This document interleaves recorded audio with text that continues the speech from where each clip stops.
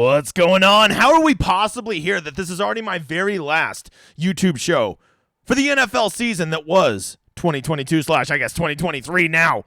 What's up, new guy? I'm the Degenerate 75. I'm a high-limit DFS player who only focuses on two sports, football and golf. And this is the conclusion of my NFL content for the year. I will still be doing it over on my Discord for all of my members over there. But as far as YouTube goes, it's just golf's back and the big guy doesn't have enough time, okay? It is golf season, which, by the way, look at me. I know who you are. I know who you are. You've enjoyed my content this football season. You like the cut of my jib. You've kept coming back. And you're like, but I don't want to do golf. I don't give a shit. Don't worry, bro. I was just like you 7 years ago.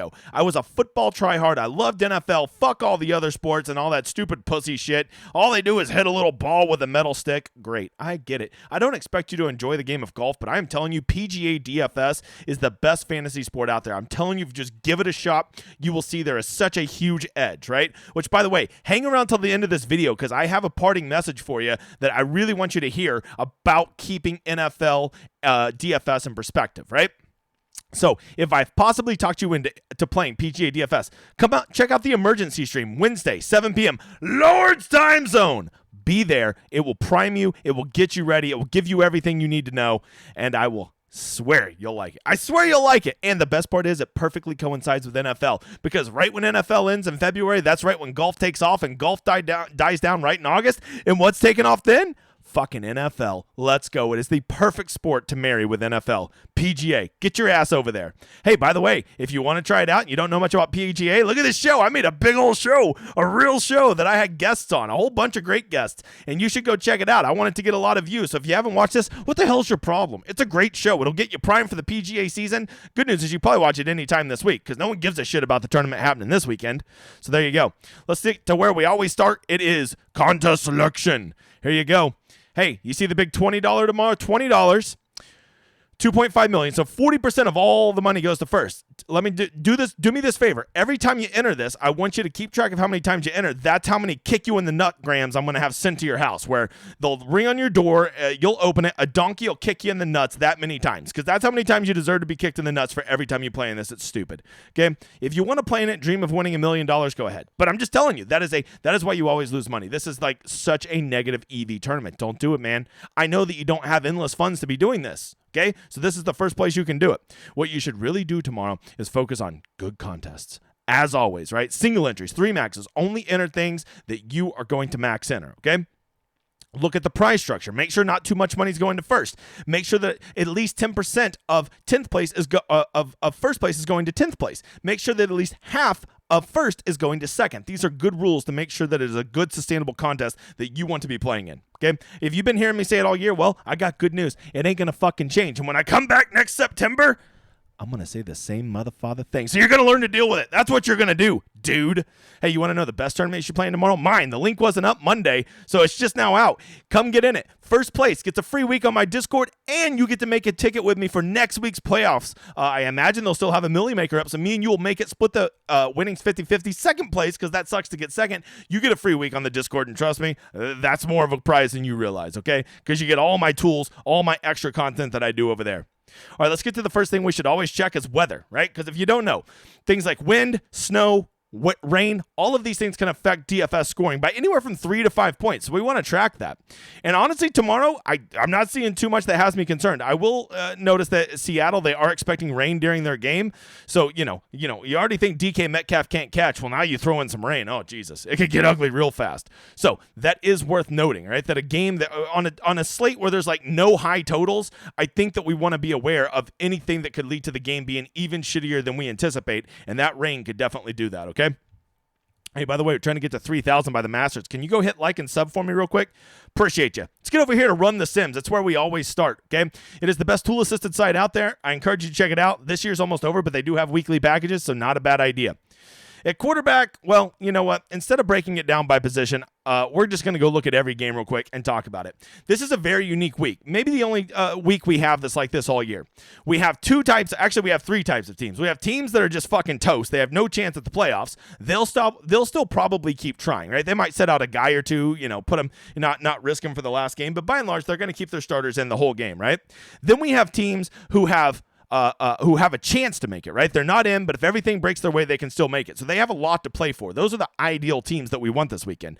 And then, of course, we have the teams that are already slotted into their spot. No matter what they do, they're going to just be this spot in the playoffs. And those teams are the teams we want to avoid the most because they're most likely to pull their guys out and not risk injury because they have nothing to gain or lose from winning this game, right?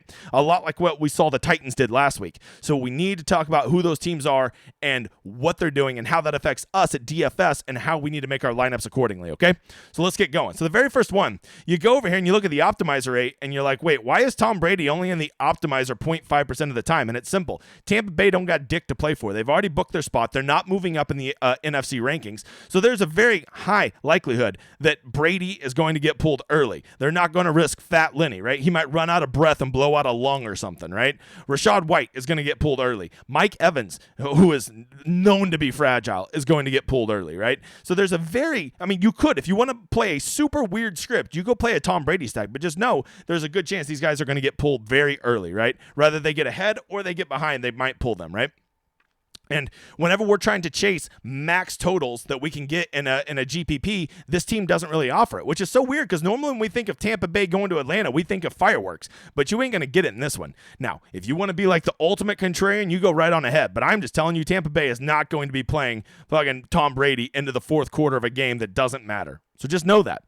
Flipping over to the other side, Atlanta, they don't have anything to play for, but they also don't have anything to not play for. They do fucking suck. So, I actually think that like a Desmond Ridder stack with like Drake London or Cordero Patterson, maybe that they just go out there and blow the brakes off of Tampa Bay. Maybe they can't catch a Tampa Bay team that doesn't care. And I can go ahead and tell you, not a soul on earth is playing Desmond Ridder stacks tomorrow. I'm not saying I am endorsing it. I'm just saying there are worse plays in the world. I'd play a Desmond Ridder stack 50 times tomorrow before I'd play a Tom Brady stack. Moving over to New England versus Buffalo, well, New England actually has a decent amount to play for. And you can see they actually have some pretty decently optimized players here, right? Jacoby Myers, the optimizer always loves him because DraftKings refuses to knock his salary up where it should be, right? So if you wanted to go some weird Mac Jones when you can here, but I will say the one thing you got to worry about is like a Buffalo blowout, right? Buffalo at home just seems to roll teams up. Are they going to play? Well, Buffalo does have a lot to play for, right? They still have to worry about where their seating is going to be, even though they've clinched a spot. So I think Buffalo will be keeping the pedal to the metal. If you think the Patriots can push them, well, then a Mac Jones stack isn't that bad. But I think what's really appealing here is a Josh Allen stack. I think the Bills have all the motivation in the world to win this game. They have all the motivation in the world to beat the shit out of the Patriots because they hate them. And Josh Allen is, has some elite level stats and just got, basically robbed of a statistical game last week. So a Josh Allen stack really does seem like the nuts tomorrow. The only concern is when you start out Josh Allen and Stephon Diggs, it really cuts into your salary. But I will say this, there are some super appealing punt running backs this week due to so many teams sitting out. So maybe you get on that Josh Allen stack, ride with it, and then punt at running back to make up for all that salary you're spending. Going over, let's start with Chicago. If you don't know, Justin Fields is out, so Nathan Peterman, so bad, is going to be starting. It makes Chicago almost unplayable to me. If I were going to play somebody, it would be David Montgomery, but even I worry about his upside when he has a quarterback that struggles to throw an 8-yard forward pass. And so if I don't like Chicago and don't think they're going to have any efficiency on offense, why would I get behind Minnesota, right? Because now Minnesota, every game they've had this year where they take off, it's always because the other team is pushing them. Rather, they get way out ahead or it's a shootout, or they're coming back from behind like they did against the Colts. And I just don't see any way that the Bears are going to push them. I think the Bears are going to play slow and sloggy, and this game doesn't have a ton of upside. And so pieces like Justin Jefferson would normally be very appealing, but we got to worry about him getting pulled early. We have to worry about the slowness of this game, and most of all, you got to worry about that fucking price tag, right? So these are a lot of things that make me a little leery. Although I will tell you, 42.5 point total, although that may seem low, on this slate is ginormous. So, play at your own risk. I could just think of other places I would rather spend a large amount of money. If you don't know, Lamar Jackson is also out. The Ravens basically have nothing to play for. Why on earth would they risk it? You could play Mark Andrews if you want, but I just worry they're going to push him. But Mark Andrews at 5,400 is laughable. He is the second best fantasy tight end in the NFL. And, if you can get him and you think he's going to play a full game, you got to play him. I don't know for sure what the Ravens are going to do, but I have a good sneaking suspicion they're not going to push this thing all the way to the end. The Bengals, however, do have a lot to play for, and I think that they are a great candidate to score 28, 35 points and really run it up. And so a Joe Burrow stack makes all the sense in the world here. Joe Burrow, Jamar Chase, once again, they were robbed of a game in statistics too, so something tells me they're going to be going after it to get this one because they're essentially playing a full game behind or at least a half a game behind in the standings because it's like a no game they played, right? And so because of that, Joe Burrow just has so many great options. You can stack him with Chase, Higgins, Hurst, Boyd. Hell, even Samaje Perine or Joe Mixon isn't that gross. So the Bengals, super stackable. You just need to hope that Baltimore can do enough to kind of push them and really get Cincinnati to just try to go for 35 points and 450 yards of offense. Moving over to Houston and Indianapolis, just a couple shithole teams. But shithole teams, you know what? In the right environment can score us points, and that's all we really give a shit about. And so for the Texans, they always have nice punt receivers. Chris Moore and Brandon Cooks, both at those price tags, if you need a punt option, they are the top two wide receivers for a team that does seem to get a wide receiver there every single week, so that's worth consideration. And then over for Indianapolis, I think I like Zach Moss, and so does the Optimizer. The Optimizer says he shows up in the optimals 15% of the time, and at $5,200, you're going to need that price, especially if you're paying for an expensive Burrow or Josh Allen stack. So Zach Moss becomes very playable, and I don't even mind Michael Pittman. I think Michael Pittman is going to be a usage monster tomorrow, assuming Sam Ehlinger remembers how to throw a forward pass. The Indianapolis team could be a sneaky place to go get some value on a team that has a decent total for tomorrow. Moving on from there, old Joe Flacco's back, okay? You should be pumped if this were 2011, but it's not. It's 2023, so he's terrible. However, if you want to play a sneaky shootout game, maybe old Joe Flacco finds something, right? We know he has receivers. We know he has Garrett Wilson. We know he has Corey Davis. We know he has Elijah Moore. A couple running backs that can bust some plays, and hell, even Tyler Conklin's not that bad, right? Question is, what is Miami going to do? Is Miami really going to push this? They got Skylar Thompson at quarterback, which is a little concerning, right? He's certainly no Tua, but in the limited time he's been in there, he has shown that he can move the ball, and he definitely loves to throw it to Tyreek Hill and to Jalen Waddle. So because of that, this could be one of those sneaky shootout games, right? And nobody is going to be playing a Skylar Thompson stack. But it could be a super sneaky way, and then you run it, you double stack him with Waddle and Hill, and then you run it back with Wilson. You have a chance to have a home run type lineup because all those guys can go off. And Skylar Thompson actually adds a pretty nice dimension with his legs that not a lot of people know about. But probably my favorite sneaky game tomorrow that I think could shoot out is this Carolina versus the Saints. If you haven't noticed, the Panthers actually get into more shootout games this year than you realize. Since Sam Darnold's taken over these past 5 or 6 games, they've been a much improved offense, right? DJ Moore has now had 3 big ceiling games, and if you don't know, Deontay Foreman is not playing this week, which increases Chuba Hubbard's value a ton. Chuba Hubbard had actually started to show a little sign of life when they went to running back by committee. Now the question is that Foreman is gone. Is Hubbard going to be able to take over that role all by himself? If he is a smash play at $5,000. But I will tell you, when he was the lead back before, he did not do so good. On the flip side of that, I think it's Alvin Kamara week. Doesn't it just feel like a nice 38-point Alvin Kamara week out of nowhere? Chris Olave is really good, and I wish Andy Dalton was their quarterback, and I would even push an Andy Dalton stack, but I'm just too reluctant to do it when we've seen what Taysom Hill does. He comes in and just steals too much of the touchdown upside, especially once they get inside the 10-yard line, right? But overall, I think this game could sneaky shoot out, and I think this is a game that you could stack and run 4 or 5 players from and get a bunch of guys into a game that is very appealing that no one's going to be on. Something to consider. Cleveland and the Fighting Deshaun Watsons. Okay, not a very great total. Playing in kind of a sloggy environment. But I will tell you, there are some pieces to this game that make sense, right? Both these teams hate each other. Both of them are going to be playing till the end. David Njoku just seems like an objectively good play. Maybe Deshaun Watson finally has that breakout game. I can't believe he's only 5,600. I think that has a lot to do with how conservative the Cleveland offense has been this year. But, if you just go off talent, he's probably the best price-adjusted quarterback on this slate if he could possibly get there. And if he does get there, you almost know certainly he's going to take David Njoku and Amari Cooper there with him. If you like to run that, I got to tell you, Pittsburgh has some really nice run back options. And matter of fact, maybe the real answer is you just run a Steeler stack. Because I got to tell you, I have a sneaking suspicion that Kenny Pickett has a very big week. I don't know why. It's just a feeling. There's no statistical analysis, just the big guy has a feeling, which is a stupid fucking reason to play anybody. But I'm just telling you. The nice thing about Pickett is he's super cheap. You can stack him with George Pickens and Deontay Johnson and Freiermuth, all super affordable, and basically the only 3 guys he ever throws the ball to. And then if you really want to get weird, instead of double stacking him with receivers, go put him as a 1.5 and go run him with 1 pass catcher and Najee Harris. Najee Harris has really seemed to get his roll back, and this just seems like a game where he is going to get 25 touches. And if a guy's going to get 25 touches at 6,100, you almost got to play him. Okay, so the Steelers, sneaky team to stack. They will be playing. They will be going for it. They hate the Browns. I'm in. Getting to the afternoon games, we're going to start out with the Rams. If you've heard me say it once, you heard me say it 100 times. I love Baker Mayfield, but not in NFL DFS. He's just not a good fantasy quarterback, and because of that, it makes stacking the Rams almost impossible. However, I don't think that you would just want to go completely X off all the Rams. I think Tyler Higbee is a good standalone tight end, and I think Cam Akers actually has been strangely efficient recently. I thought that guy was dust, but he's actually shown a little bit of a life. So if you think the Rams are going to be in the rain, they're going to be playing in a slow game versus Seattle. This is a good game to go in here and just get a guy that has low ADOT averages like Higbee, or just get a guy like Akers who's going to be getting dump off passes and running and running the ball a lot. On the flip side, Seattle, a Geno stack. The optimizer loves Geno. I will tell you to watch the weather, but if you're going to play Geno, the good news is he's going to throw it to Metcalf. He's going to throw it to Lockett, although Lockett was limited in practice Friday, so make sure he's active. And I think that Kenneth Walker, I think the best way to play him is go a little 1.5. Go Geno, Metcalf, and Kenneth Walker, and then maybe run it back with Higbee or something like that, right? So a Geno stack's not the worst. I just want to tell you to watch the weather, because this could be a game where, Pete Carroll realizes they're going to get ahead. He realizes it's raining. He doesn't want to risk it, and he just runs the shit out of the ball. If you think that's the case, just come in here and play Kenneth Walker and fuck Geno in the passing game.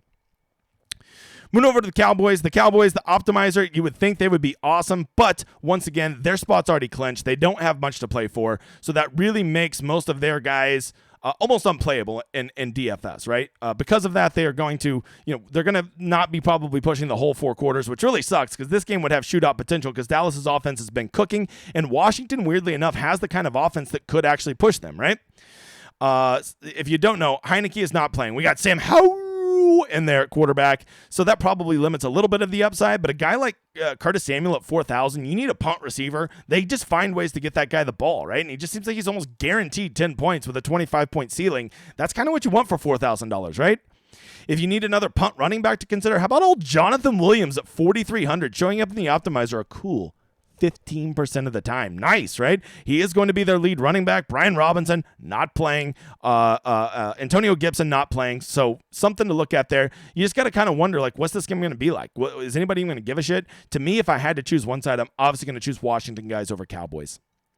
The Chargers and the Broncos, you can see the optimizer really loves some Keenan Allen because he's a wide receiver 1 production-wise, yet he always gets priced as like a wide receiver 2. I worry that they're going to, kind of shut down Eckler and Mike Williams. I don't think they're going to be pushing those guys, so that makes me a little reluctant to want to play Chargers. Right? They got a bunch of talented guys, but they're all kind of getting kind of old, or as my grandpa would say, a little long in the tooth. Getting over to Denver, Russell Wilson, he fucking sucks, and watch. Because he's been the worst quarterback all year, he's going to break this slate on the last week, right? The good news about him is he does have Jerry Jeudy and Cortland Sutton to stack, right? That's where most of his targets go. Alberto appears to be back and starting because Dolchich is out and all the other tight ends suck. But you also got to consider Latavius Murray and Chase Edmonds, right? So I think the Broncos could be sneaky, but I would not mix Russell Wilson with the running backs. I would either go with the Broncos passing game or I would go with the Broncos rushing game, and I would not try to mix and match those. And if you have a narrative that the Chargers are going to push the Broncos could be that sneaky team that scores 28 points tomorrow. Getting over to Arizona, so gross. So David Blau is starting. Okay, wouldn't play David Blau. Matter of fact, I would say most of Arizona, James Conner's out, so, I guess you could go play Corey Clement, but here's what happens. A lot of times people think, oh, their stud running back's out. This guy will not be the stud running back. Bro, he ain't that guy. You ain't that guy, brother. So because of that, I would think the only Cardinal that I'd want to play is Hollywood Brown, and that's just hoping that he catches a bomb. So to me, I'm staying away from that. San Francisco, do watch to make sure that Christian McCaffrey is healthy. They've already said if he's not 100%, he's not going to play. And let me ask you this. Is Christian McCaffrey really ever 100%? So I would be worried about a late scratch for him. Debo's back, which I think kind of hampers Christian's upside a little bit. I do expect Debo to probably get 3 or 4 unique touches, whether that's in screens or in end arounds, or maybe just coming straight out of the backfield with handoffs. Guys like George Ayuk and George Kittle's value really goes down with Debo back now. So if I had to come into this game, I'm really watching Christian McCaffrey's injury, but I think Debo is the one that has my interest the most, right? And I wouldn't run a San Francisco stack because I just don't see any way that Arizona is going to push them. And then lastly, we get to the Giants versus Philadelphia. If you don't know, the Giants have thrown in the towel on the year, and they are basically done. You can see they got Tyrod Taylor going out there, all kinds of slapdicks. So playing them, to me, the only one I'm really considering from the Giants is Matt Breida because he's 5,000 and he's going to be starting. Okay, I think I'd like the other cheap guys we've already talked about. And lastly, a team that does have a lot to play for, and it appears as though their Superman's going to be back, Jalen Hurts and the Eagles. Okay, Jalen Hurts is trending towards being back. You're definitely going to want to check his injury status and have a backup plan in case he is out. But if he plays, him and Miles Sanders seem like great options. Dallas Goedert seems like an awesome tight end play. And then trying to pick if it's going to be A.J. Brown or Devontae Smith is also the play. I don't love double stacking Jalen Hurts tomorrow. I don't think that he's going to get 2 wide receivers there, especially 2 expensive wide receivers in a game where they're not going to get pushed at all. So just be aware of that as you're making your decision, right? Hey, let me ask you something. Does all this information just overload you and you just want it broke down simply? Well, let me tell you about what I do for my Discord. You see this right here? This is called the Rosetta Stone. And I go and I put all the players in here and I talk about injury risk and guys you got to watch out sitting and if they're good, what their ownership is and what their correlation is, like if you should play them anywhere, if you should only play them in stacks, and I do it for all the games. I give them games they should target. How do you do that? Well, you come check out my brand new website that will be up Tuesday. It's not up yet, you motherfather. It will be out Tuesday. Now, if you're already wanting to sign up before then, just reach out to me or the editor. We'll get you signed up. We already have the sign up. We just don't have the website yet, but as you can see, it's coming, right? So be looking out for that. We do golf. We do college football. We do NFL football. It is the best community you'll ever meet. We teach you how to play the game. We don't give picks. We give the Rosetta Stone. It's the best community you'll ever find. Lastly, go give me a follow on Twitter. I am trying to get the numbers up over there. Here's my closing thought. This is the last NFL show I'm going to do this year, and that man right there is called Ted Lasso. And he always talks about believing, right? So much of NFL DFS, people make they look at the end of the year and they say, I lost again this year at NFL. Okay. And what I want to remind you is the NFL season is only 18 weeks long, right? And when you're only doing 18 weeks, that's only 18 slates to hit something. Think about what a small number that is. You're not giving yourself a large enough sample. So what I am trying to tell you is don't judge your success simply just based on how you did this season. You need to learn to trust, to not be results oriented, to just say, well, my results said I was a loser this year. Go look at your process and also zoom out and look at how you've done at football over a 3 or 4 year period where you have a big enough sample to see if you're really doing things right, if you really have a broken process, or if it's just a bad year of variance, right? This year at NFL football, I am miraculously I'm a GPP bro. I don't play cash in NFL, and I cashed 8 out of 17 times this week. An insane rate for a GPP bro. And I basically won a little bit of money for the year. I didn't hit a single big GPP all year. Does that mean I now suck at NFL DFS? Does that mean my process is broken because I didn't smash any GPPs this year like I have in previous years? No. It just means that the sample was so small that there wasn't it's just in any random 18-week period, you might not hit that GPP. And that's what you have to remember. I was not results oriented. I was very happy with my results, even though I didn't win tons and tons of money this year like I have in other years at DFS football. And so, did I win? Yes. Did I win enough to pay the bills? Not by a long shot. But I'm not going to overreact, and I'm going to remember at the end to be positive and optimistic, and at the end, remember it's for fun and to always believe. That's it, guys. That's the NFL season. I hope you've enjoyed my content this year. I will be back with NFL probably in August doing best ball. I hope to see you guys again. I hope you come check out my PGA. I'll see you Wednesday for the live stream. It's been real. It's been a great year. Hope you enjoy this outro.